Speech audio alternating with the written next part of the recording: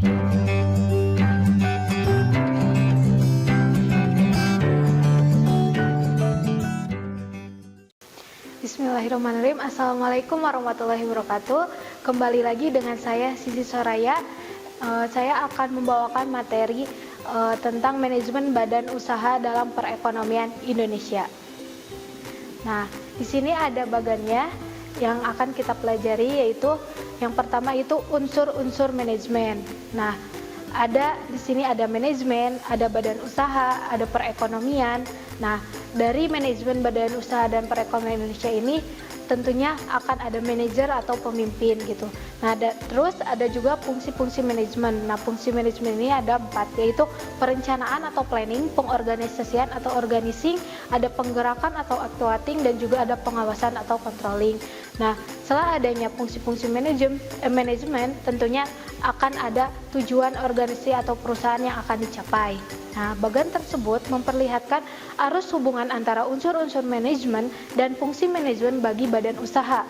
Melalui unsur-unsur manajemen dan fungsi manajemen yang baik dan dikelola oleh manajer yang tepat, maka badan usaha dapat mencapai tujuan yang ditetapkan secara optimal dan lebih baik dan juga efektif dan efisien. Dengan demikian, badan usaha akan mampu memberikan peranan lebih besar bagi perekonomian Indonesia. Oke, selanjutnya kita akan membahas tentang manajemen dan unsur-unsur manajemen. Nah, di sini ada pengertian manajemen. Apa sih manajemen itu? Nah, di sini ada secara umum istilah manajemen mengandung 3 pengertian, yaitu yang pertama manajemen sebagai proses, yang kedua manajemen sebagai kolektivitas dari orang-orang yang melakukan aktivitas manajemen, dan yang ketiga manajemen sebagai suatu seni dan ilmu. Nah, yang kedua yaitu ada unsur-unsur manajemen. Yang pertama ada money, mesin, material, dan market. Selanjutnya, nah ini the 6M's. Apa sih the 6M? Nah, yang pertama ini adalah atau manusia. Manusia merupakan faktor penentu dalam manajemen. Tanpa adanya manusia, tidak ada proses kerja. Jadi di sini manusia itu saling keterkaitan antara proses manajemen untuk mencapai suatu tujuan perusahaan. Nah, yang kedua ada money atau uang. Uang dikatakan merupakan alat atau tools yang penting untuk mencapai tujuan. Begitu pula dalam organisasi atau perusahaan.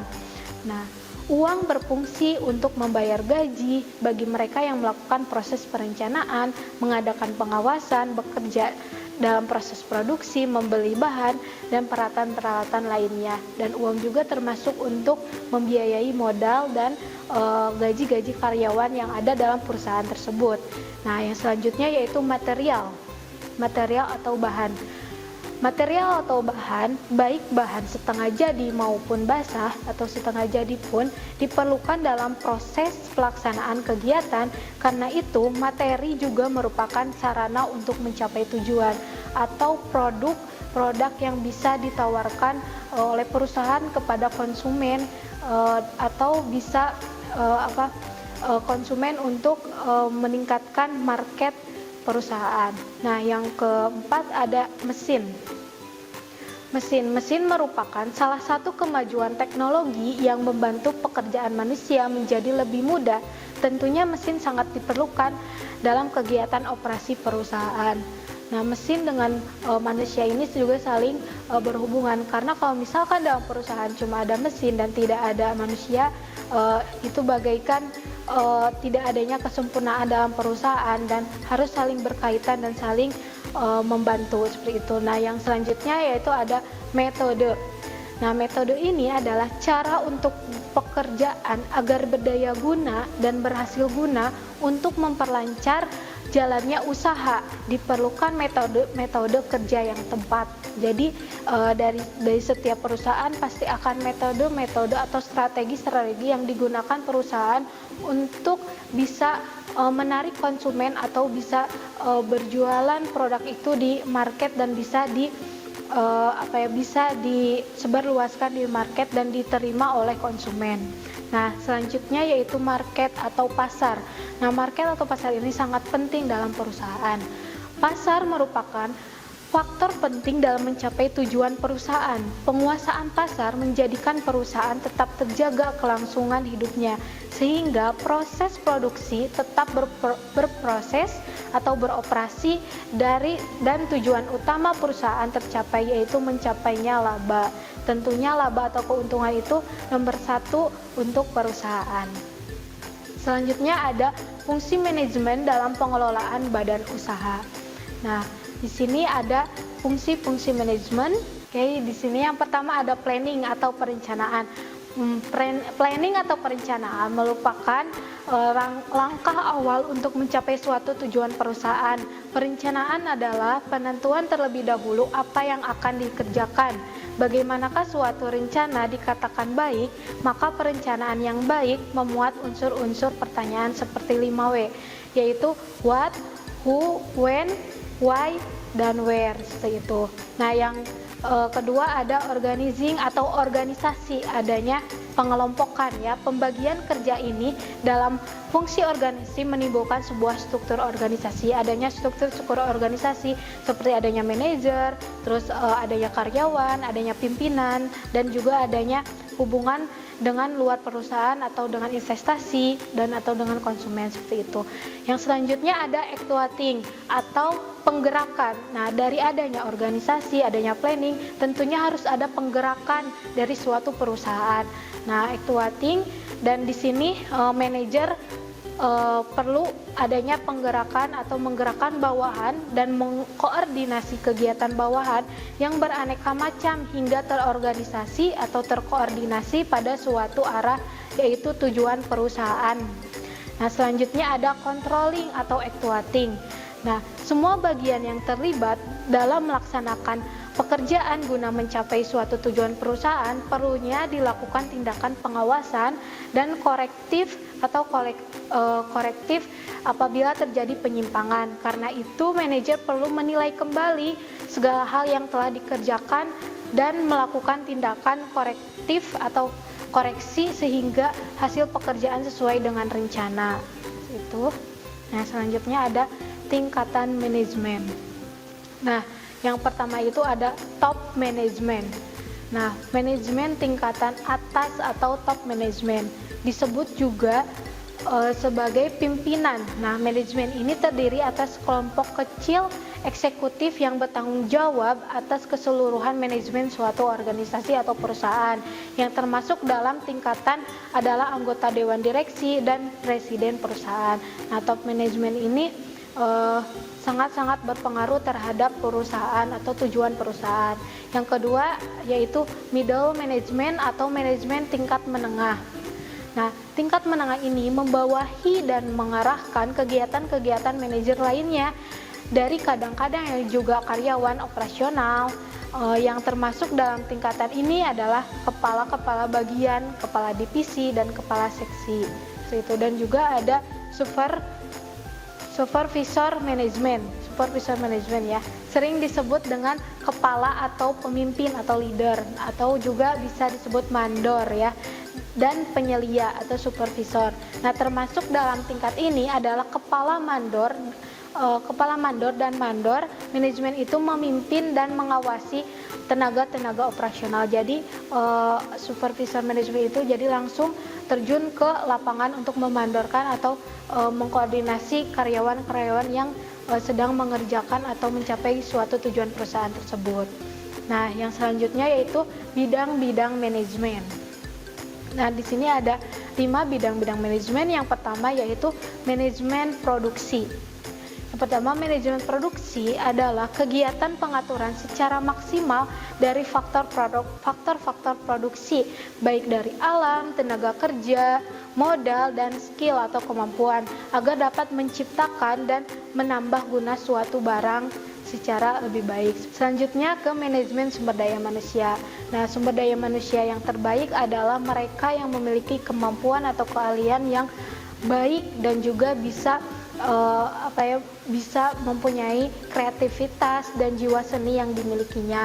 Sebagai contohnya, dia memiliki kemampuan untuk bisa membuat produk, atau misalkan produknya yaitu tas. Jadi sebuah tas itu bisa dibuat dengan baik, dengan cepat, dengan teliti, dan juga ditunjang dengan kreativitas yang dimiliki oleh sumber daya manusia tersebut. Nah, selanjutnya yaitu manajemen pemasaran.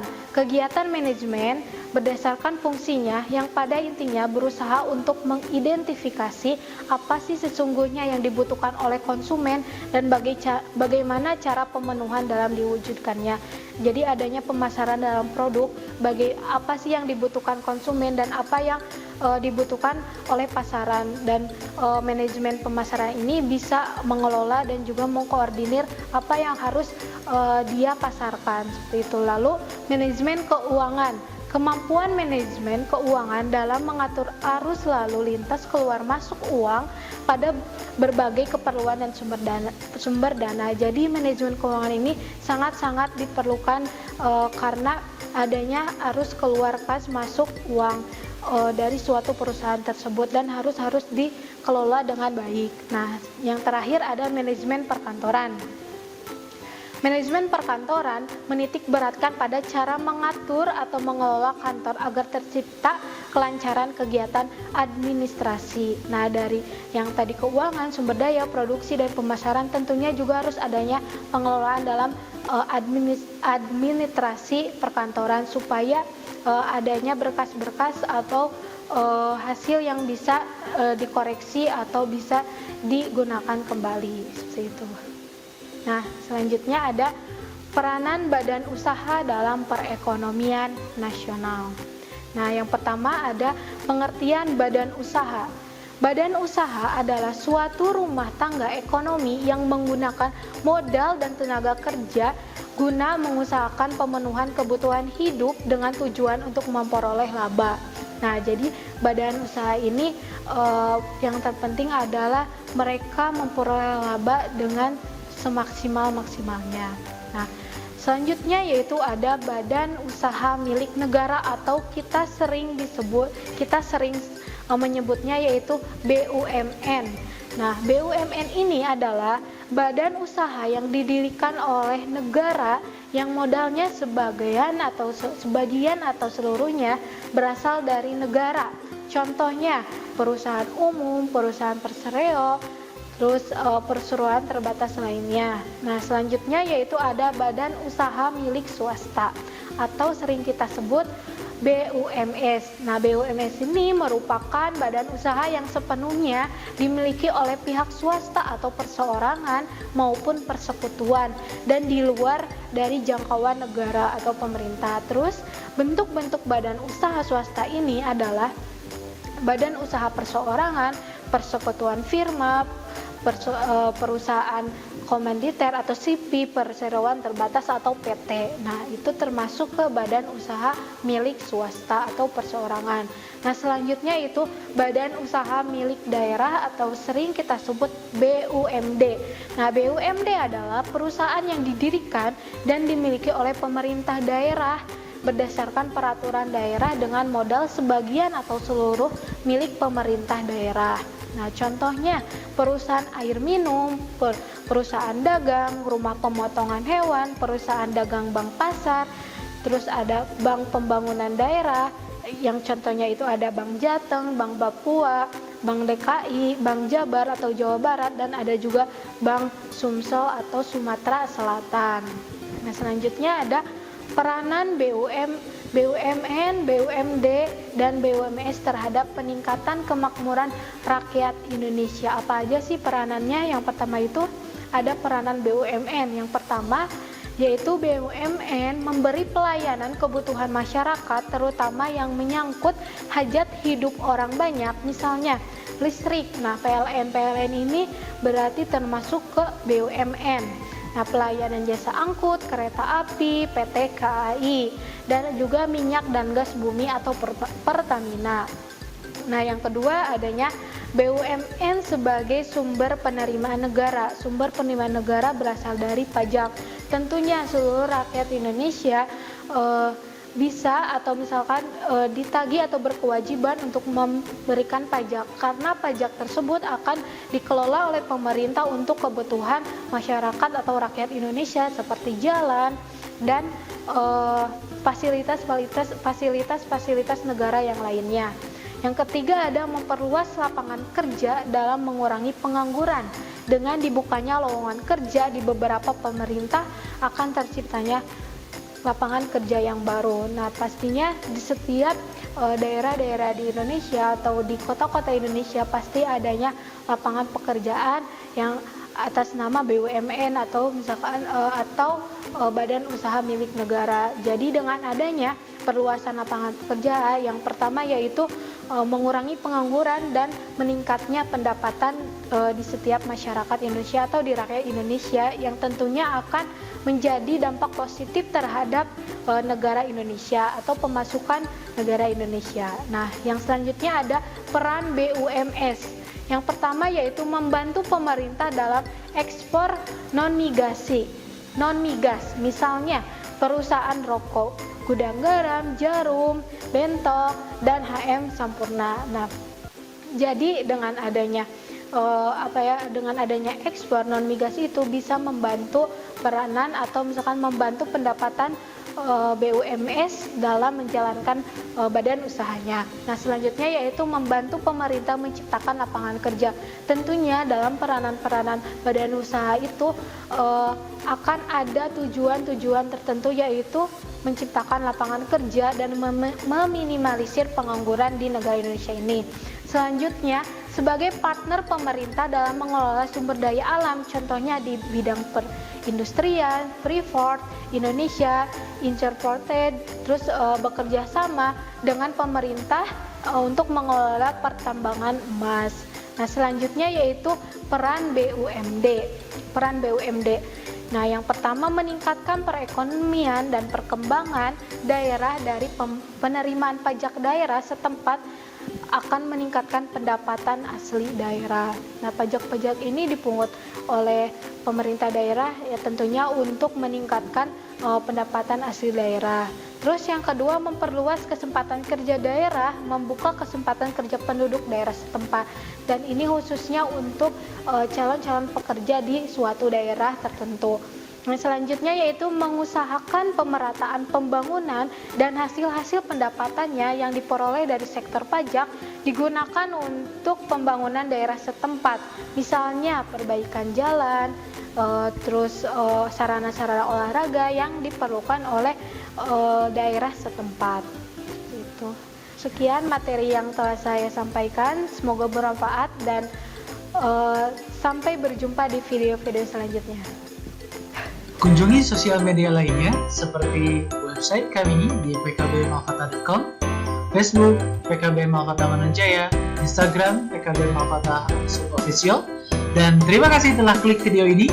Jangan lupa like, comment, share, dan subscribe untuk menunjukkan dukungan kamu terhadap channel ini. Enjoy the video PKB Malkata.